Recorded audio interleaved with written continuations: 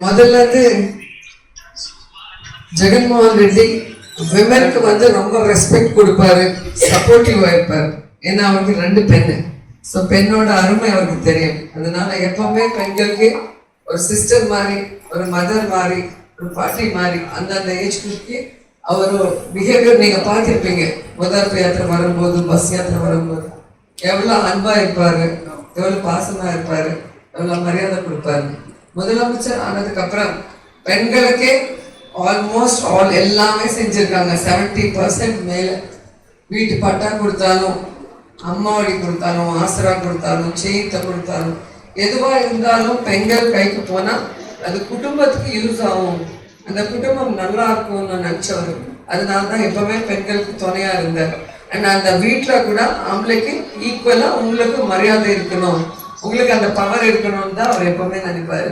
So அதனால ஒரு women எம்எல்ஏவா நான் எப்பவுமே பெருமைப்படுறேன். ஜெகன் சார் கேபினெட்ல மினிஸ்டரா இருக்கிறதுக்கு, ஜெகன் சார் பார்ட்டியில ஒரு லேடி லீடரா ஒரு எம்எல்ஏவா இருக்கிறது நான் பெருமையா நினைக்கிறேன். ஏன்னா பெண்களுக்கு ஒரு அவ்வளவு சப்போர்ட் கொடுக்கும்போது எனக்கு கூட ரொம்ப சந்தோஷம். ஏன்னா எப்பவுமே நான் விமனுக்காக நிறைய ஃபைட் பண்ணியிருக்கேன்.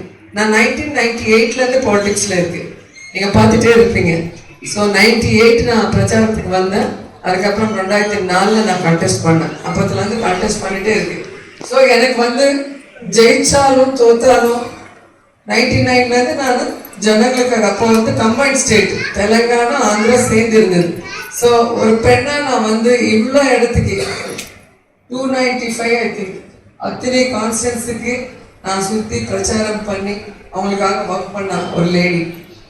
நான் ஒர்க் பண்ண லீடர் சரியில்லைன்னு தான் சந்திரபாபு நாயுடு நான் வெளியே வந்துட்டேன். இப்போ நான் ரொம்ப சந்தோஷமா இருக்கு, பெருமையா இருக்கு.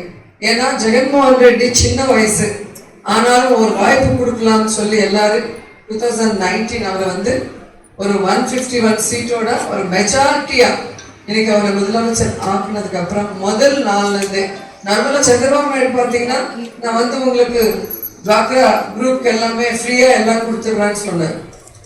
அது மாதிரி நிறைய கொடுத்தாரு. பாப் வஸ்தே ஜாப் வஸ்துந்தேன்னு யாருக்கும் ஜாப் கொடுத்ததில்லை. ஜாப் கொடுக்கலன்னா காசு கொடுக்குறான்னு படிச்ச பசங்களுக்கு அதுவும் கொடுக்கலாம். இந்த மாதிரி 600 ப்ராமிசஸ் பண்ணாரு, ஒண்ணு கூட செய்யல. ஆனா ஜெகன்மோகன் ரெட்டி என்ன சொல்லியிருக்காரு பாதயாத்திரையில 99% அவர் செஞ்சு கொடுத்துட்டார். அது முதல் நாள்ல இருந்து செஞ்சு கொடுத்தாரு. ஸோ இன்னைக்கு நீங்க யோசிக்க வேண்டியது என்னன்னா, ஸ்டேட் டிவிஷன் ஆனும்போது ஸ்டேட் டிவிஷன் ஆயிடுச்சு, கஷ்டத்துல இருக்கு, நஷ்டத்துல இருக்கு, நான் செய்ய முடியாது அன்னைக்கு சந்திரபாபு நாயுடு சொன்னார். நீங்க எதுக்கு ஓட்டு போட்டீங்க? சரி, பெரியவர் ஆல்ரெடி 2 வாட்டி முதலமைச்சராக இருக்கிறதுனால அவரால் செய்ய முடியும், ஸ்டேட் டிவிஷன் ஆனதுனால. ஜெகன்மோகன் ரெட்டி சின்ன பையன் பண்ண முடியாதுன்னு நினைச்சிங்க. ஆனா சந்திரபாபு நாயுடு அது இன்னும் நம்மள கடங்கால ஆக்கிட்டு அவர் நல்லா சம்பாதிச்சுட்டு போனார் தவிர நமக்கு எதுவுமே செய்யல. ஆனா அதே ஸ்டேட்டை இன்னைக்கு ஜெகன்மோகன் ரெட்டி சக்சஸ்ஃபுல்லா இன்னைக்கு முன்னுக்கு கொண்டு போறாங்க. இந்தியாவிலே பெஸ்ட் 5 CMல அவர் ஒருத்தரா இருக்காரு. நமக்கு எல்லா வெல்ஃபேர் ஸ்கீம் நடக்குது. உங்க இடமே நீங்க பாப்பீங்க, எல்லா ஊர்ல பாத்தீங்கன்னா உங்களுக்கே தெரியுது எது மாதிரி டெவலப்மெண்ட் நாங்க பண்ணிட்டு வந்திருக்கோம் சொல்லிட்டு. அது மட்டும் இல்லாம இன்னைக்கு 100 பெட்டட் ஹாஸ்பிட்டல் ஒரு வாட்டி நீங்க போய் பாருங்க, எவ்வளவு பேர் போறாங்க அங்க. டெலிவரிஸ்க்கு என்ன ஃபெசிலிட்டிஸ் பண்ணி கொடுத்தோம், டயாலிசிஸ்க்கு என்ன ஃபெசிலிட்டிஸ் பண்ணி கொடுத்தோம், ENT எல்லாமே. இது இல்லைன்னு சொல்ல முடியாது. அந்த அளவுக்கு ஹாஸ்பிட்டல் 5 கோடி வச்சு ரெனோவேட் பண்ணி எல்லா ஃபெசிலிட்டிஸ் கொடுக்குறோம்.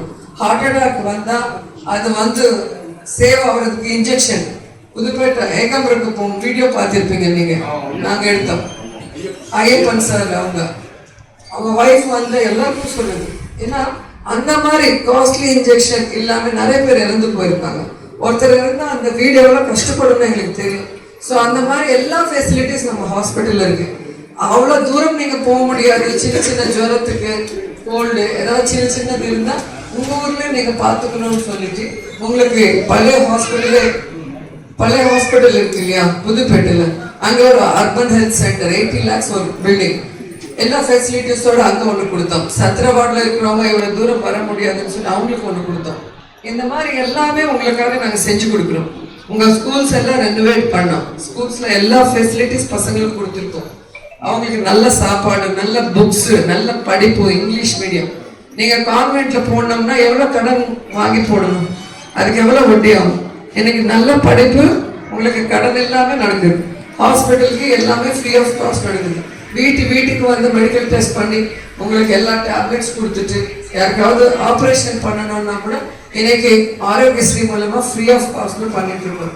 ஸோ எல்லாருக்கும் என்ன தேவை, படிப்பு, பசங்களுக்கு, வீட்டில் இருக்கிறவங்களுக்கு எல்லாருக்கும் ஒரு நல்ல ஹெல்த், மனை, வீடு இல்லைன்னா கட்டி கொடுக்கணும். ஸோ இது எல்லாமே நம்ம பண்ணிட்டு இருக்கோம். இது மட்டும் இல்லாம வீட்டில் வந்து பென்ஷன் 3000 ஒரு பேட் ப்ராபகண்டா பண்ணிட்டாங்க தெலுங்குதேசக்காரன். அங்க தமிழ்நாட்டுல ஏதோ கொடுக்குறாங்க 500 யூனிட் இங்க கொடுக்கல, அது மட்டும் கேளுங்கன்னு நாங்க எப்ப வந்தாலும் அதை பத்தி தான் பேச வச்சு நாங்க கொடுக்குறோம். 10-15 ஒரு ஓரமா கட்டிட்டே வந்துட்டாங்க. நீங்க தெரிஞ்சுக்க வேண்டியது எனக்கு நான் சொல்றது, இன்னைக்கு நம்ம பென்ஷன் 3000 கொடுக்குறோம், தமிழ்நாடுல 1000 கொடுக்குறாங்க. அவங்க 500 யூனிட்ஸ் 2 மாசத்துக்கு சேர்த்து கொடுக்குறாங்க. 500 யூனிட்ஸ்னா ஒரு 2000 ஆகும் பில், அவ்வளவுதான். உங்களுக்கு அப்போ 6000 வருது பென்ஷன். அது இல்லாம உங்களுக்கு அம்மா வட்டி வருது, ஆசரா வருது, செய்யுத்த வருது, சுண்ணா வட்டி வருது, இப்படி எடுத்தா நிறைய வருது, லட்சக்கணக்கில் நமக்கு வருது. ஸோ இது நம்ம வந்து மைண்ட்ல ஏற்றுக்கணும். தெலுங்குதேசக்காரர் சொல்றது நீங்க மைண்ட்ல ஏற்றுக்கிட்டு உங்களுக்கு நடக்கிற நல்லது நீங்க மறந்து எங்களுக்கு கஷ்டம் கொடுக்காம, அது மட்டும் இல்லாம உங்களுக்காக நாங்க நம்ம செல்வா சார் சொன்ன மாதிரி எல்லா கட்சியில இருக்கிற மெயின் ஆள் வீவர்ஸ் யார் இருக்காங்களோ அவங்களே கூட்டிட்டு போனோம் சிஎம் ஆபீஸ்ல. ஸோ யூசர் சார்ஜஸ் 1 ரூபி இருக்கு பர் யூனிட் ஒரு சர்வீஸ்க்கு.